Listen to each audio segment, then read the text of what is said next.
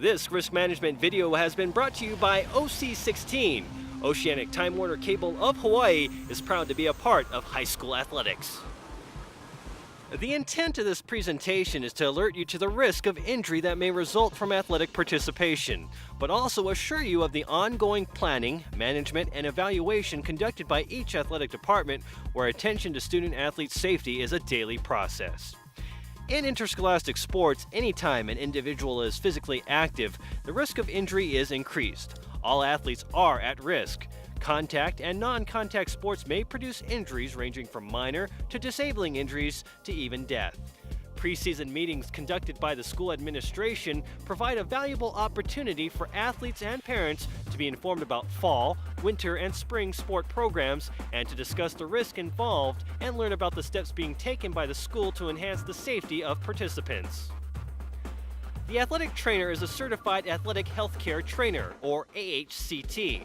They are responsible for directing and administering the athletic healthcare program that encompasses prevention, evaluation, treatment, rehabilitation of athletic injuries, and education and counseling.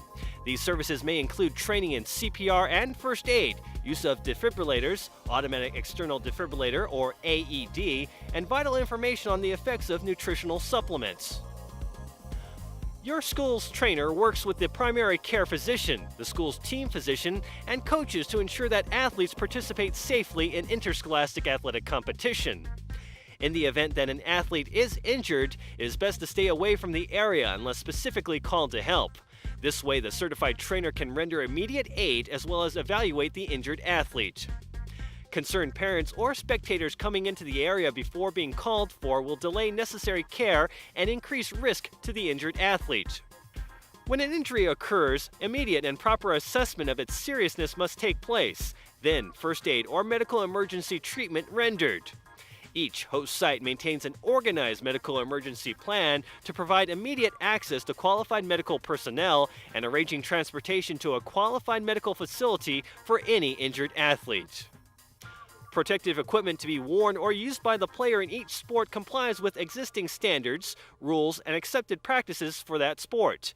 Equipment is carefully selected and maintained, and when necessary, repaired or reconditioned only by properly qualified personnel who are knowledgeable of manufacturer's specifications.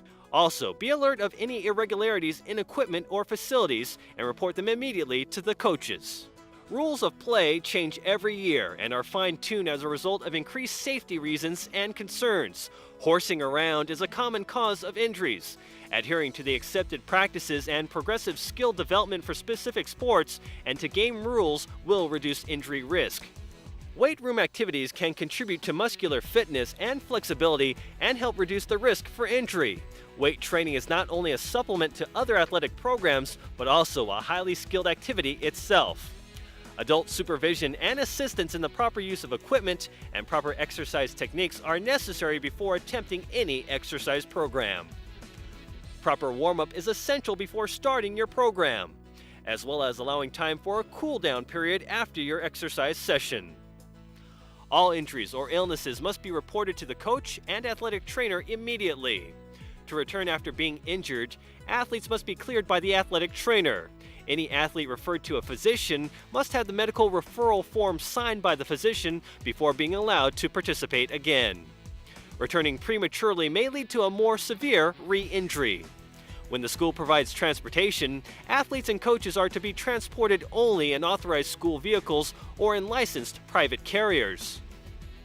Every school has an established written policy regarding transportation for all interscholastic teams.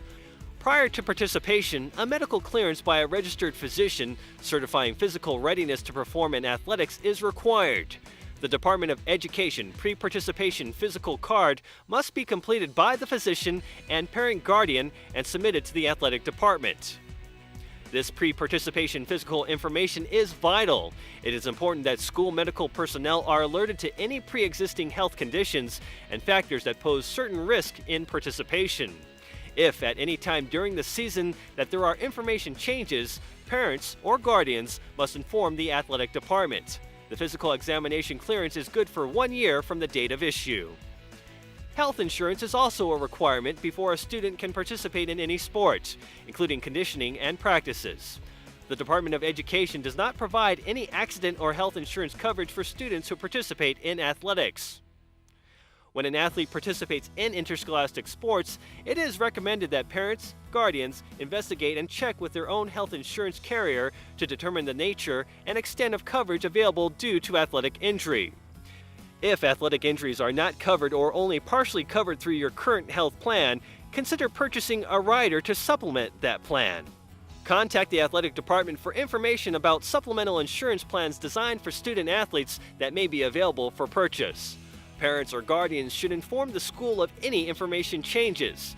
The use or misuse of tobacco, alcohol, or any type of mood-altering substances poses a significant health risk for athletes. The range of substances include items which may be purchased over the counter, prescription drugs, and illegal substances. A zero-tolerance policy is in effect for any student using or misusing such substances, and disciplinary action will be imposed by the school or through the legal process. Besides the obvious good conditioning, good nutrition is very important to student athletes. Most athletes can meet their nutritional needs by eating a balanced diet as provided through the school breakfast and lunch program. During vigorous effort in a hot environment, it is common for athletes to lose water through perspiration. Even moderate water loss has a noticeable effect on performance, and if dehydration levels are severe enough, death can occur.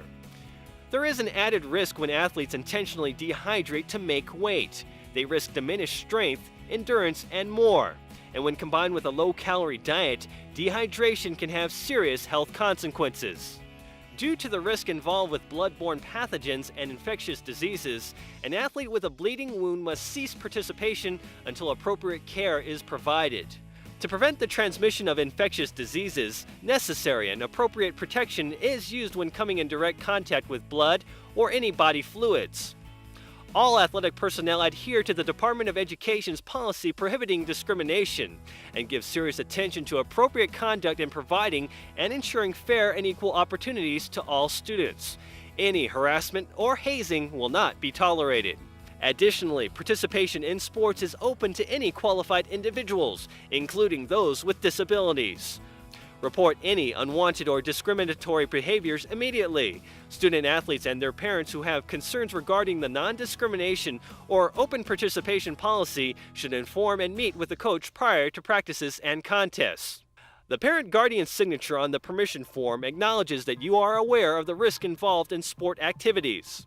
Minors are not legally allowed to bind themselves to agreements. Therefore, this form must be signed by a parent or legal guardian. If there is anything on the form that you need to have clarified, be sure to ask before you leave this meeting. Everyone in the program must be committed to athlete health and safety. Responsibilities of student athletes, with the support of their parents, include participating in athletics while maintaining and adhering to school and family rules and responsibilities. Administrators, coaches, certified athletic healthcare trainers, facility equipment support personnel, student athletes, and parents all play a role in reducing injury exposure and assuring an enjoyable sport experience to have fun, build character, and develop leadership skills.